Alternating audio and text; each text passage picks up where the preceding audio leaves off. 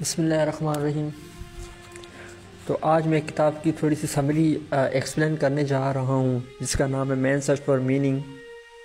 اس سے پہلے میں ایک چیز کہنا چاہتا ہوں کہ اگر آپ لوگ اپنی زندگی میں مایوس ہیں اور آپ لوگ سمجھتے ہیں کہ آپ کو وہ چیزیں نہیں ملی جو آپ کو ملنی چاہیے تھی، آپ کی زندگی کا کوئی مقصد نہیں ہے، تو اس کتاب کو آپ ضرور پڑھیں۔ اس کتاب کو پڑھنے کے بعد آپ کو اپنی زندگی کا مقصد مل جائے گا اور آپ لوگوں کو پتہ چل جائے گا۔ یہ کتاب وکٹر فرینکل نے لکھی ہے، جو اس کی اپنی ایک آٹو بایوگرافی ہے، اور یہ وکٹر فرینکل کی ایک ریئل اسٹوری ہے۔ ورلڈ وار 2 میں ہٹلر نے وکٹر فرینکل کی فیملی پہ اٹیک کیا اور وکٹر فرینکل کی ساری فیملی کو مار دیا، لیکن بدقسمتی سے وکٹر فرینکل ہی وہ ایک شخص تھے جو بچ گئے۔ بعد میں اس کو قیدی بنا دیا گیا اور اس کو کنسنٹریشن کیمپ میں لے جایا گیا اور اس کو وہاں پہ قیدی بنا دیا گیا۔ وکٹر فرینکل اپنی کہانی کو اس بک میں بتاتے ہیں اور کہتے ہیں کہ جب ہم کنسنٹریشن کیمپ میں گئے تو ہمیں ایسا لگا کہ وہاں پہ ہم سے مزدوری کروائی جائے گی، لیکن جب ہم کنسنٹریشن کیمپ کے اندر داخل ہوئے اور جب ہم لوگوں نے کنسنٹریشن کیمپ کا منظر دیکھا تو مجھے پتہ چلا کہ ہم تو موت کے کنویں میں آ گئے ہیں۔ وکٹر فرینکل کہتا ہے کہ ہمیں 2 لائنوں میں ڈیوائیڈ کر دیا گیا، ایک لائن عورتوں کی تھی، ایک مردوں کی تھی، اور کچھ لوگوں کو رائٹ سائڈ پہ بھیجا گیا اور کچھ لوگوں کو لیفٹ سائڈ میں بھیجا گیا۔ وہ لوگ جو رائٹ سائڈ میں آئے تھے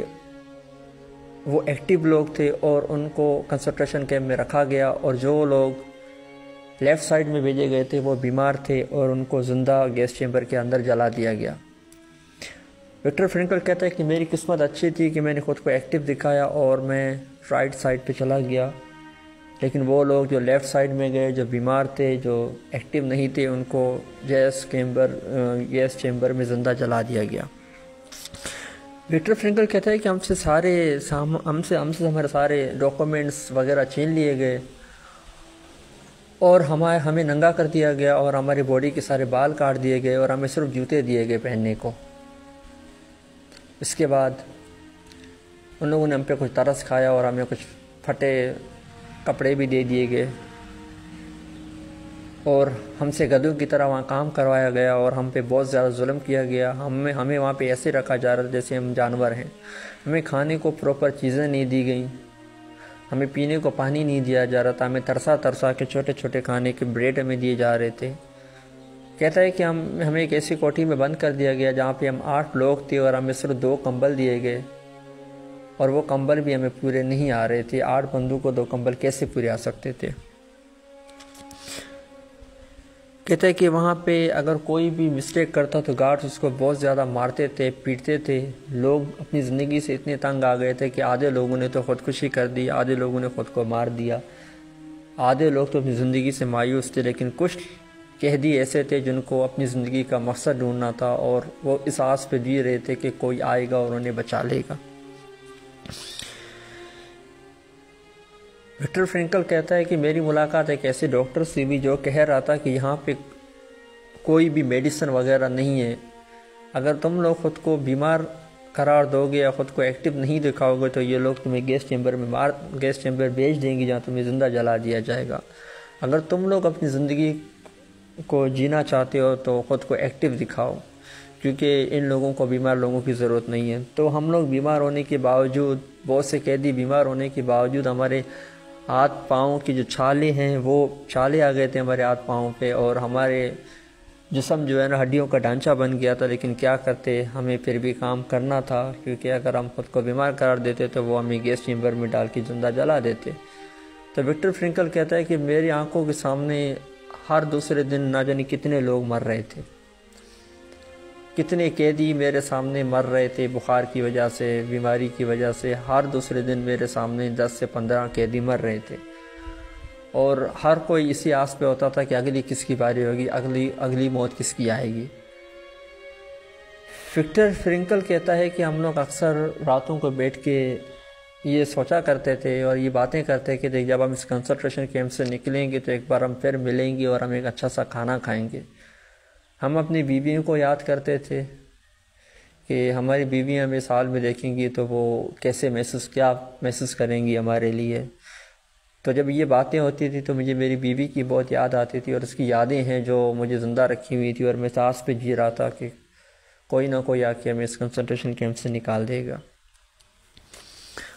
وکٹر فرینکل کہتا ہے کہ جب مجھے دوسرے کنسنٹریشن کیمپ میں لے جایا جا رہا تھا ٹرین پہ، تو راستے میں میرا گھر پڑتا تھا۔ جب میں نے اپنے گھر کو دیکھا تو مجھے جینے کی اور لگن آئی، میں اور جینے کی آس میں آگے بڑھ گیا کہ وہ دن دور نہیں جب ہمیں اس کنسنٹریشن کیمپ سے کوئی آئے گا اور ہمیں بچا کے لے جائے گا۔ وکٹر فرینکل کہتا ہے کہ جب کوئی مرتا تھا تو وہ باقی قیدی اس کی لاش پہ ایسے چھلانگیں مارتے تھے، اور اس کے جو کپڑے تھے، اس کی جو چیزیں تھیں، وہ ساری چھین لیتے تھے، کیونکہ ان کے پاس پہننے کے کپڑے، جوتے، کھانے کو کچھ نہیں ہوتا تھا۔ وہ کوئی بھی مرتا تھا تو اس کی لاش پہ جا کے وہ ساری چیزیں وہ لے لیتے تھے اپنے لیے۔ اس طریقے پہ اتنا ہم پہ ظلم کیا جا رہا تھا۔ وکٹر فرینکل کا کہنا ہے کہ میرے سامنے ڈیلی نہ جانے کتنے لوگ مر رہے تھے، اور لاشوں کو کیڑے لگ گئے تھے، اور لاشوں سے بدبو آ رہی تھی، اور ہم اس لاشوں کے ساتھ رہ رہے تھے۔ وکٹر فرینکل کہتا ہے کتنا دل جلا دینے والا اور کتنی سفرنگ والے وہ دن ہوں گے جب لاشیں ہمارے سامنے پڑی ہوئی تھیں اور ان کو کیڑے لگے اور ہم ان لاشوں کے ساتھ رہ رہے تھے، اور ہر دوسرے دن، ہر 2 گھنٹے کے بعد میرے سامنے جو ہے لوگ مر رہے ہوں، اور اس لاشوں سے لوگ اپنے فائدے کی چیزیں اٹھا رہے ہوں۔ ہماری حالت ایسی تھی، ہم ہڈیوں کا ایک ڈھانچہ بن گئے تھے اور ہمارے پاس کچھ تھا ہی نہیں۔ وکٹر فرینکل کہتا تھا کہ اتنا ظلم ہمارے ساتھ کیا گیا کہ ہمیں جو جینے کی آس تھی وہ بالکل ختم ہوتی جا رہی تھی، لیکن میں پھر بھی جینے کی آس میں تھا۔ تو وکٹر فرینکل کہتا ہے کہ ایک دن میں نے بھاگنے کا پروگرام بنایا، میں نے کچھ ساتھیوں کے ساتھ بھاگ رہا تھا، تو ایک قیدی نے مجھے پیچھے سے آواز دی اور کہا کہ تم بھی جا رہے ہو؟ تو اس کی آنکھوں میں اتنی اداسی تھی تو میں بھاگ نہیں سکا، لیکن کچھ دنوں کے بعد آخر کار ہمیں بچا لیا گیا اور ہم اس کنسنٹریشن کیمپ سے نکل گئے، ہم بچ گئے، اور وہ کنسنٹریشن کیمپ ہمیشہ کے لیے تباہ اور ختم ہو گیا۔ تو اس بک کو جب آپ پڑھیں گے تو اس سے آپ کو پتہ چلے گا کہ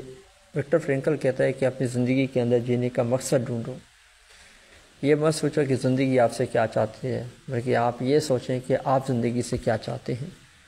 اپنے جینے کا مقصد ڈھونڈیں، جینے کی وجہ ڈھونڈیں،